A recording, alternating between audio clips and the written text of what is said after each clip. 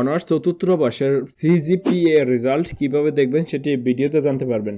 CGPA result হচ্ছে আপনি যে 4 বছর লেখাপড়া করছেন টোটাল মিলিয়ে যে রেজাল্টে আসে সিজিপিএ রেজাল্ট সেটাকে বলা হয়।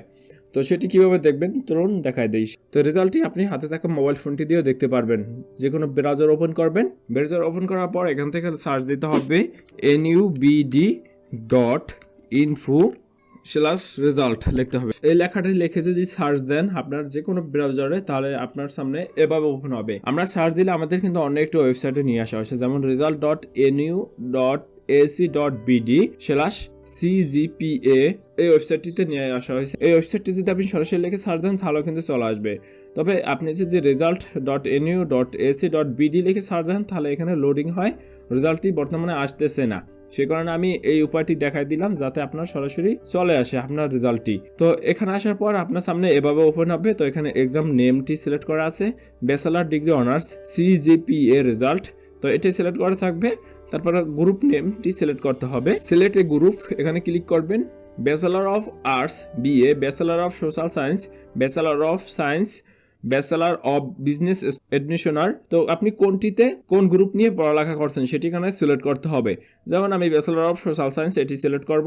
আপনি যেই গ্রুপটি নিয়ে পড়ালেখা করছেন সেটি আপনি সিলেক্ট করে দেবেন। তারপরে রেজিস্ট্রেশন নাম্বার লিখতে হবে এবং এক্সাম ইয়ারটি লিখতে হবে। আপনি কত সালে এক্সাম দিয়েছেন সেটি এখানে লিখে দেবেন। লেখার পরে সার্চ রেজাল্ট এখানে ক্লিক করবেন। তো আমি রেজিস্ট্রেশন নাম্বারটি লিখে দিচ্ছি এবং সার্চ রেজাল্টের উপরে ক্লিক করলে কিন্তু আমাদের সামনে সিজিপিএ রেজাল্টটি চলে আসবে। আপনি টোটাল সিজিপিএ রেজাল্ট 4 বছর মিলিয়ে কত হয়েছে সেটি এখান থেকে দেখতে পারবেন এবং নিচ থেকে আরও দেখতে পারবেন ফার্স্ট ইয়ার রেজাল্টগুলো এবং জিপিএ, সেকেন্ড ইয়ার রেজাল্টগুলো এবং জিপিএ, থার্ড ইয়ার রেজাল্টগুলো জিপিএ এবং ফোর্থ ইয়ারের রেজাল্টগুলো জিপিএতে দেখতে পারবেন। এবং এই টোটাল জিপিএ মিলিয়ে যে আপনার সিজিপিএ আছে সেটি হচ্ছে কত সেটি আবার উপর থেকে আপনারা দেখতে পারবেন। এখানে আপনার ইনফরমেশনগুলো চলে আসবে। তো এভাবে কিন্তু আপনারা আপনার হাতে থাকা মোবাইল ফোনটি দিয়ে রেজাল্টটি দেখতে পারেন খুব সহজেই। রেজাল্ট দেখতে কোনো সমস্যা হলে অবশ্যই কমেন্টে জানাবেন, ইনশাআল্লাহ সমস্যাটি সমাধান দেওয়ার চেষ্টা করব।